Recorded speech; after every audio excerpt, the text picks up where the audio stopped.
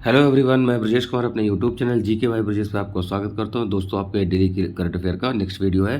तो जिन लोगों ने अभी तक नहीं देखा है वो जाकर प्लेलिस्ट बनी हुई है, डेली करंट अफेयर को कवर कर सकते हैं जो आपके हर एग्ज़ाम में आता है। और आपके समक्ष अभी आपके यूपीपी की परीक्षा होनी है, यूपी ट्रिपल एससी की परीक्षा होनी है और साथ में आरओ और सीजीएल की परीक्षा होनी है। तो सभी में काम आएगा, तो क्योंकि करंट अफेयर सभी एग्ज़ाम के लिए वो होता है। तो चलिए बिना किसी देरी के शुरू करते हैं। जो लोग नए प्लीज़ चैनल को सब्सक्राइब करें। वॉइस थोड़ी मेरी आज दबी हुई लगेगी क्योंकि जुकाम बहुत तेज़ हो रखा है, बट स्टिल मैं सोच रहा हूँ कि आपका वीडियो लगातार चलता रहे। तो चलिए शुरू करते हैं। पहला प्रश्न पूछा गया है कि सीन विलियम्स किस टीम से संबंधित है जिन्होंने हाल ही में T20 क्रिकेट से संन्यास की घोषणा की है। तो यहाँ पर जिम्बाब्वे, ऑस्ट्रेलिया, आयरलैंड, स्कॉटलैंड। देखिए हर इवेंट से चीज़ें पूछी जाती हैं, तो स्पोर्ट वाला भी हमारे लिए बहुत इंपॉर्टेंट मुद्दा रहेगा।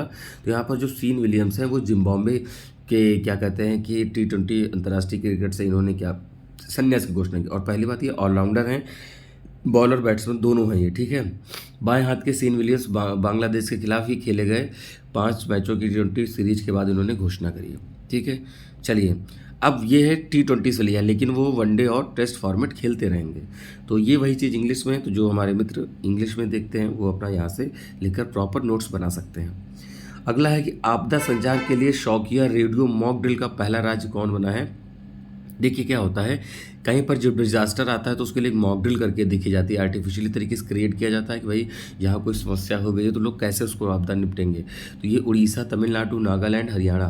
तो इसमें देखिए क्या है कि नागालैंड स्टेट में ऐसा किया गया है कि आपदा संचार क्षमताओं को मजबूत करने की दिशा में नागालैंड राज्य आपदा प्रबंधन ने एमेच्योर रेडियो इंडिया के लिए ओपन सोर्स क्लासेस के सहयोग से महत्वपूर्ण पहल की है, ठीक है।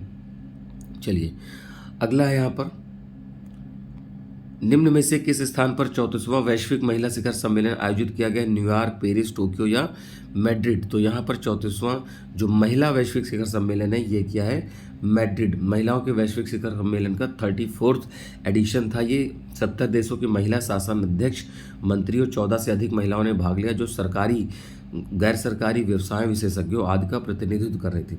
थीम याद रहेगा या ये इंपॉर्टेंट है, महिलाएं अर्थव्यवस्था में बदलाव, ठीक है। तो ये इसकी थीम थी इस बार की। अगला प्रश्न है कि भाई बिरुबाला राभा का हाल ही में निधन हो गया, उन्हें किस वर्ष पद्मश्री का अवार्ड दिया गया है, ठीक है। 2021, 22, 23, 24। तो यहाँ पर जो बिरुबली राभा हैं ये क्या है कि पद्मश्री पुरस्कार विजेता बिरुबाला राभा का 75 वर्ष की आयु में निधन हुआ है। उन्हें डायन शिकार के खिलाफ उनकी लड़ाई के लिए जाना जाता है। इस बहादुरी की भरे कार्य के लिए 2021 में चौथे सर्वोच्च नागरिक सम्मान पद्मश्री पुरस्कार से सम्मानित किया गया है। बिरुबाला राभा ने अपने बेटे और भाई को समाज की कुरीतियों को शिकार होने के बावजूद रूढ़िवादी समाज के खिलाफ लड़ाई छेड़ दी और मासूम लोगों को डायन शिकार जैसे कुरीतियों से बचाया गया। अब यहाँ पर एक चीज़ मैं आपको बता दूं कि जो पद्मश्री है, देखिए सबसे पहले तो आपका होता है भारत रत्न, जो हाईएस्ट सिविलियन अवार्ड है, भारत रत्न। ये यहाँ लगेगा बिंदी, ऊपर सिर्फ लाइन होगी। इसके बाद देखिए पद्म पुरस्कार आते हैं। तो देखिए पद्म 4 है, मतलब 3 है टोटल, पद्म विभूषण, फिर है भूषण और है फिर श्री। तो देखिए विभूषण नाम बड़ा है तो बड़ा है, भूषण उससे छोटा तो उससे छोटा, श्री सबसे छोटा। या ऐसे करिए, श्री फिर भूषण फिर विभूषण और फिर भारत रत्न, ये सीक्वेंस है, यानी कि जो हमारे हाईएस्ट सिविलियन अवार्ड है। और उसके बाद जो परमवीर है आपको सेना के शौर्य के लिए दिया जाता है। अगला है, भारत में आदिवासी कला परंपराओं को प्रदर्शित करने वाली स्वदेश प्रदर्शनी का आयोजन कहाँ किया गया। यानी जो हमारे ट्राइबल ग्रुप हैं देश के विभिन्न जगहों पे रहते हैं, तो लेकिन ये वर्ल्ड लेवल की बात हो रही है। तो भारत की आदिवासी कला को बाहर इंटरनेशनल लेवल पर कहाँ किया गया है, ठीक है। तो दुबई, नगोया, मॉस्को, ढाका। तो यहाँ पर क्या आंसर हो जाएगा, देखिए यहाँ पर हो जाएगा दुबई में। तो भारत की विविध और जीवित लोक आदिवासी कला परंपराओं को प्रदर्शित करने वाली स्वदेश नामक एक अनूठी प्रदर्शनी आयोजित करी गई है, ठीक है। तो ये पॉइंट आपके लिए इम्पॉर्टेंट है। चलिए अगले प्रश्न पर आते हैं। देखिए कुछ पॉइंट एक आध नहीं इंपॉर्टेंट रहते हैं जिसको हम वहाँ पर स्किप कर देते हैं। निम्न में से कौन सा देश 22वीं एशियाई टीम स्क्वैश चैंपियनशिप बन गया। तो देखिए ये भी स्पोर्ट्स से संबंधित है, भारत, चाइना, जापान या थाईलैंड। तो यहाँ पर क्या है कि 22वीं एशियाई टीम जो है स्क्वैश 12-16 से जून तक चीन के डालियान में आयोजित की गई है। Squash racket federation of India ने स्क्वैश चैंपियनशिप में भारतीय टीम की घोषणा करी है। भारतीय पुरुष वर्तमान टीम एशियाई चैंपियन है, यानी मेल टीम तो चैंपियन है ही है, ठीक है। 2022 में महिला मतलब सॉरी पुरुष ने अपना पहला खिताब जीता था। अगला है कीमा रीता शेरपा किस देश से संबंधित है? उन्होंने दुनिया की सबसे ऊंची चोटी माउंट एवरेस्ट को चढ़ने पे रिकॉर्ड बनाया है। भारत, नेपाल, भूटान या फिर बांग्लादेश? तो ये क्या है, नेपाल से संबंधित है। नेपाल के ये हैं कौन, सॉरी कामी रीता शेरपा, और जो माउंट एवरेस्ट की हाइट है 8848.86 मीटर, और ये नेपाल में है माउंट एवरेस्ट। नेपाल में इसको सागर माथा या गॉडेस ऑफ स्काई कहते हैं, ठीक है। और चाइना में चोमोलुंगमा कहते हैं। चाइना में क्या, तिब्बत जो चाइना के अधिकार क्षेत्र में आता है उसको चोमोलुंगमा कहते हैं। किसे, माउंट एवरेस्ट की बात कर रहे हैं। भारत की तरफ से बछेंद्री पाल और संतोष यादव, ठीक है, 2 लोग ऐसे हैं, ठीक है। तो संतोष यादव ने 2 बार चढ़ा, बछेंद्री पाल पहली बार। अगला प्रश्न है, यूरोपीय संघ ने हाल ही में महिलाओं के खिलाफ हिंसा का मुकाबला करने के उद्देश्य से यहाँ पर पहला कानून पारित किया है। यूरोपीय संघ में कितने देश शामिल हैं? 27, 28, 29, 30। तो देखिए यहाँ 2024 में यूरोपीय संघ में महिलाओं के खिलाफ कानून लागू किया है। 27 देश है इसमें। देखिए यूरोप है, उसमें से क्या है कि इन्होंने पूरा एक ग्रुप बना लिया, क्योंकि हर एक राज्य हर एक देश के लिए अलग अलग ग्रुप होगा तो करेंसी और सब चीज़ों में प्रॉब्लम होती। इन्होंने एक ग्रुप बना लिया जिससे ट्रेड करने में आसानी होती है, ठीक है। चलिए आगे प्रश्न पे आते हैं। अगला है, इदाशिदा नोगरोंग को किस राज्य से संबंधित है? उन्होंने हाल ही में पूर्वोत्तर भारत की पहली पुलिस महिला निदेशक नियुक्त किया गया है। तो इदाशिदा नोगरोंग मणिपुर, मेघालय, असम, सिक्किम, ठीक है। तो देखिए इनका संबंध मेघालय से। तो सीनियर IPS अधिकारी इदाशिदा नोगरोंग को हाल ही में मेघालय की पहली महिला डायरेक्टर जनरल नियुक्त किया गया है, ठीक है। अब वो LR बिश्नोई की जगह लेंगे जो 19 मई को क्या होंगे, रिटायर हो जाएंगे।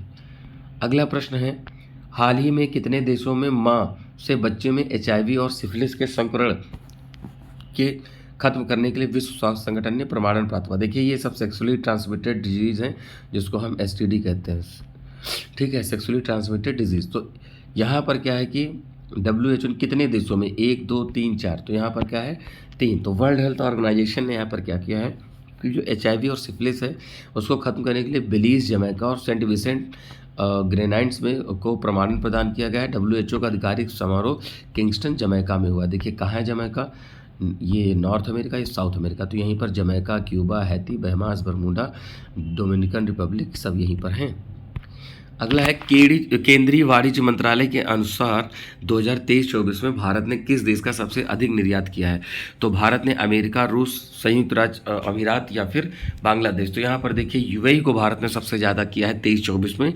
उससे देखिए उससे पहले अमेरिका था, ठीक है। तो देखिए आयात निर्यात, आयात मतलब हमारे देश में हमने मंगवाया कहीं से, निर्यात मतलब भारत ने किसी दूसरे देश को भेजा, ठीक है।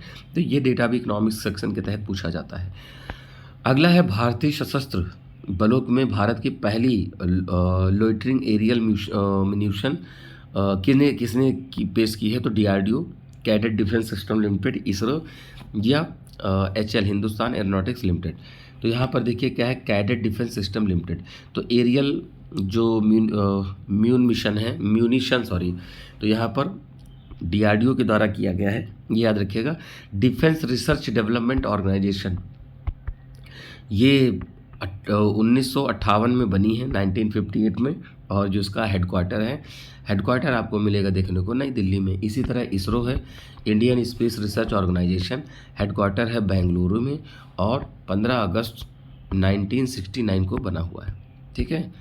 DRDO जो है आपका मिसाइल टेस्ट करता है, ठीक है, जितने भी शस्त्र इक्विपमेंट है उसकी बात करता है, और इसरो सैटेलाइट या उपग्रह वगैरह लॉन्च करते हैं।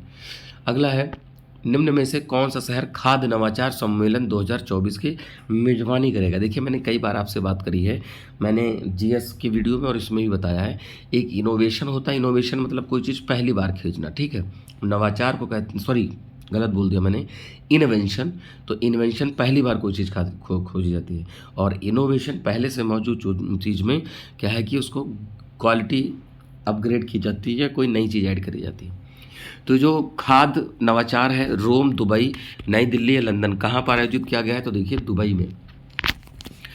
फूड इनोवेशन कॉन्फ्रेंस 2024 का आयोजन 13 मई से 15 मई दुनिया के दुबई में 15 मई तक किया जाएगा। और कार्यक्रम में मोहम्मद बिन राशिद उल मखदूम ग्लोबल इनिशिएटिव और वर्ल्ड इकोनॉमिक फोरम, तो मतलब क्या है कि इन्होंने क्या किया है, आयोजित किया जाएगा।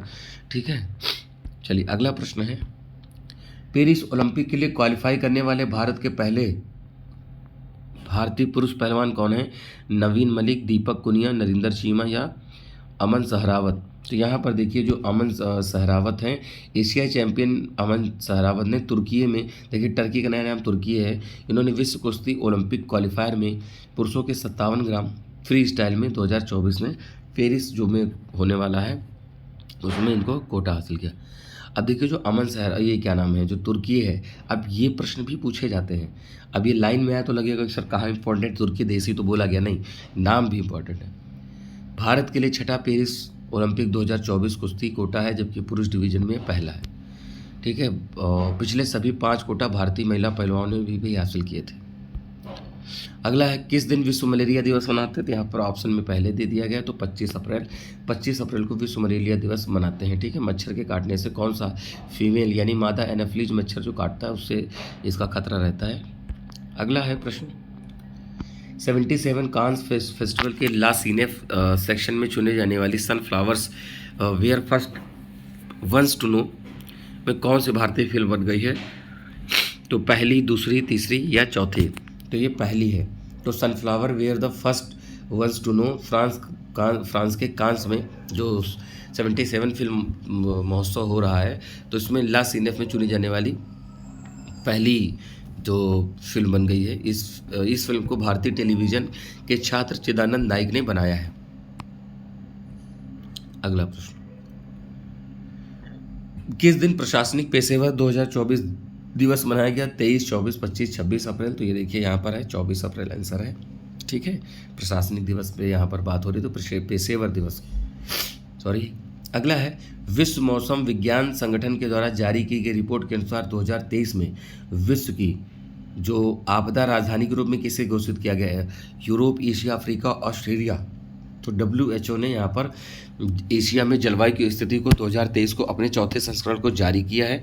ठीक है, तो यहाँ पर मौसम और जलवायु संबंधित जो एशिया में संवेदनशीलता है इसके बारे में बताया जाता है। ठीक है, तो दोस्तों ये आपके आज के जो मेजर क्वेश्चन हैं वो हैं, तो इसमें आपको डेली करंट अफेयर मिलता रहेगा। दोस्तों जो लोग नए हैं वो चैनल को सब्सक्राइब करें और दोस्तों में ज़्यादा से ज़्यादा शेयर करें। मेरा प्रयास है कि डेली उसको क्वालिटी को इन्हांस करूँ, चीज़ों को अच्छा करूँ। इसकी PDF आपको टेलीग्राम ग्रुप पे मिल जाएगी, और साथ में मैंने GK GS की सीरीज चला रखी है जो आपके आने वाली आगामी SSC, PCS, RO, CGL सभी प्रकार के एग्ज़ाम में काम आएगा। तो जिन्होंने अभी तक नहीं देखा है प्लीज़ चैनल पे जाकर जाएं, प्लेलिस्ट आपको मिल जाएगी, और उम्मीद है कि चीज़ें आपको समझ में आ रही होंगी। ठीक है, तो चैनल को सब्सक्राइब करें। मिलते हैं अपने नए वीडियो में, तब तक के लिए नमस्कार, थैंक यू, जय हिंद दोस्तों।